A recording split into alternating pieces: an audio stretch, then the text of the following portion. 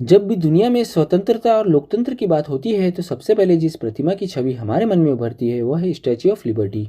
ये विशाल प्रतिमा अमेरिका के न्यूयॉर्क शहर में स्थित है और आज पूरी दुनिया के लिए आशा, समानता और स्वतंत्रता का प्रतीक बन चुकी है। लेकिन इस प्रतिमा के पीछे छुपी कहानी केवल एक मूर्ति की नहीं, बल्कि दो देशों की मित्रता, संघर्ष और विचारधारा की कहानी है। आप देख रहे हैं यूनिवर्सल नॉलेज ग्रुप चैनल और आज हम बात करने वाले हैं स्टैच्यू ऑफ लिबर्टी के बारे में। 19वीं सदी के मध्य में फ्रांस और अमेरिका के बीच गहरी मित्रता थी।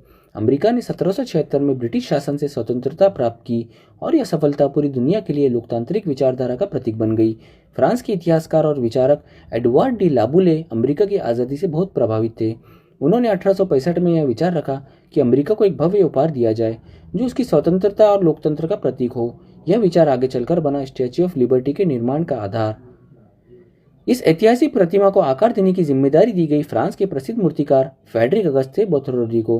बेथोल्डी पहले ही एक विशाल प्रतिमा की कल्पना कर चुके थे। उन्होंने मिस्र में स्वेज नहर के लिए एक महिला प्रतिमा बनाने का प्रस्ताव रखा था, लेकिन वह योजना पूरी नहीं हो पाई। बाद में उसी विचार को उन्होंने अमेरिका के लिए विकसित किया।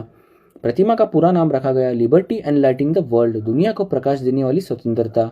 स्टैच्यू ऑफ लिबर्टी को एक महिला को दिखाया गया है जो रोमन देवी लिप्ट्रास का प्रतीक है, जिसके दाहिने हाथ में मशाल स्वतंत्रता का प्रकाश का प्रतीक है। बाएं हाथ में तख्ती अमेरिका स्वतंत्रता की तिथि 4 जुलाई 1776 का प्रतीक है। सिर पर 7 किरणों वाला मुकुट जो बताता है दुनिया के 7 समुद्र और 7 महाद्वीप के बारे में। पैरों के पास टूटी हुई जंजीरें गुलामी और अत्याचार से मुक्ति का प्रतीक है। इसी विशाल प्रतिमा को खड़ा करना आसान नहीं था।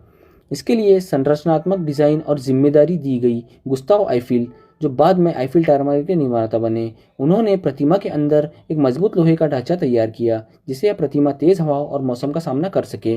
प्रतिमा की बाहरी परतें तांबा मतलब कॉपर से बनाई गई, जबकि अंदरूनी ढांचा लोहे का था।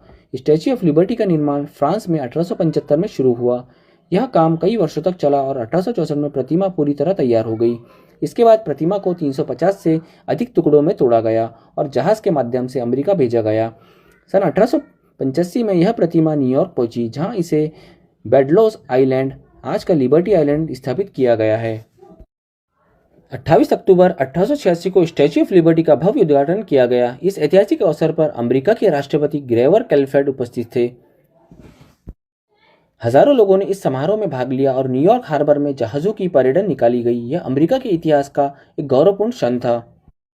19वीं और 20वीं सदी में लाखों लोग बेहतर जीवन की तलाश में अमेरिका पहुंचे। जब जहाज न्यूयॉर्क हार्बर में प्रवेश करता था तो सबसे पहले उन्होंने जो दृश्य देखा था वह था स्टैच्यू ऑफ लिबर्टी। यह प्रवासियों के लिए एक प्रतिमा, एक संदेश थी। यहाँ तुम्हारी स्वतंत्रता